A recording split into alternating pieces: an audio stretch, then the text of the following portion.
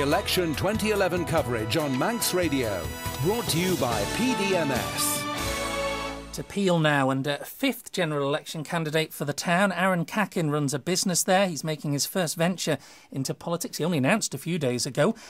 Good morning to you. Morning. With all respect, you can time your announcement at various stages for various impacts, but why come out now? Why so late? I've timed me announced. Well, I haven't particularly timed me announcement. I've announced when I've come to the decision myself that I wasn't particularly happy to vote for any of the candidates that were already standing. I was going to say, what's prompted that, presumably, is you don't believe what you're being offered is suitable. Yeah, I'm not confident that any of the candidates standing would be capable of doing as good a job for Peel. What differs you from them, then? I think I'm a stronger voice. I think, I think for the last 5 years we've had banality, we've had basically a lack of a voice in the House. And the other candidates, they may have their pros, they may have their cons. I just feel confident in my own ability to be stronger than them. You're a Manxman, you can tell that anyway. Obviously, the name Kaighin, good Manx name there. I used to work in a previous job. I worked with a lot of people who lived in Peel, and every 5 years they told me, "Oh, we're fed up of this. It's going to be a change in Peel." And every time, the sitting member of the time, Hazel Hannon, was re-elected. So do you think we have this in the Isle of Man, but when it comes to it, actually, we go with what we know best? I don't think so. I mean, Hazel was the MHK for Peel at the time when the island was undergoing extreme growth. I mean, quite honestly, it really wouldn't, she could have done a lot of things wrong, but the growth that was happening helped keep her in. Now, that's not disparaging Hazel. I voted for Hazel myself.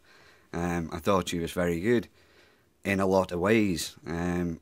Saying that, in the last election I voted for Tim, but this time I don't think Tim's done the job that we asked him to do when he was elected to represent Peel. As a Manxman, obviously, regardless of the multimedia approach, a lot of people you'll know still want that personal knock on the door. I mean, you can't possibly get around that many homes in 5 weeks leading up to polling day. I shall do my very best. I've only got short legs and they might be shorter at the end of it. What's concerning the good people of Peel?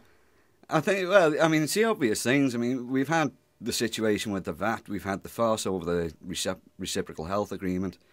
It was bad enough when they took the VAT from us in the first place, but to not anticipate that they could come back again and not to not negotiate guarantees that they won't be coming back again. I mean, we don't know how hard they fought, in fairness. They did get a rebate of 15 million in the first year, didn't they? Well, I mean, that's like an argument saying, well, we're going to hit you with a big stick once, I hit you with a little stick 3 times. At the end of the day... You're not impressed by government? No, at the end of the day, we're still getting hit with a stick.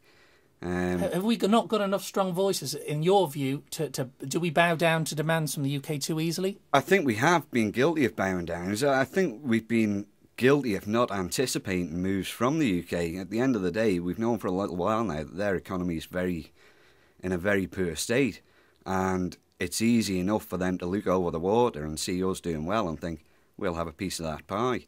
So you need people with experience in there. What business acumen do you believe you can bring to the Keys if elected?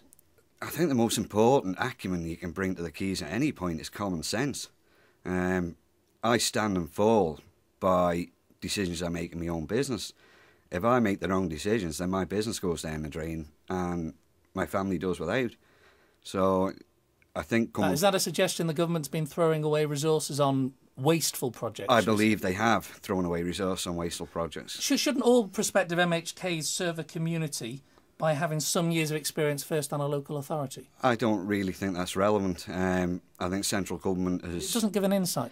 Well, I think central government has taken that many powers away from local authorities over the years that, you've got the unfortunate situation where you're asking a question of the commissioners in Peel, and 9 times out of 10 the answer is, that's not down to us, that comes from Douglas.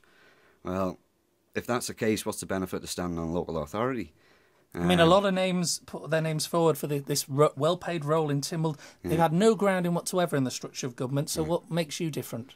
Well, I do have experience of working in government. I worked in the civil service for nearly 6 years. I've seen how the wheels work from the inside, if you like, all right, at a lower level.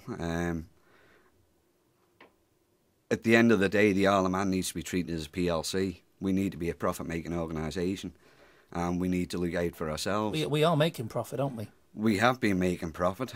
Are we still going to be making profit when we're £175 million down? Just very quickly, 2 words. Who would you like as the next Chief Minister? I would like to wait and see who actually gets elected in, because I'm not confident that a lot of the ones that are Do you standing think it could now, be a very new look house, do you? I think it could be a very new look house. I think there's disenfranchisement from a lot of people in the island about what's gone on over the past few years. Arran Kaighin, we're out of time. Thank you for your time this morning. See you today.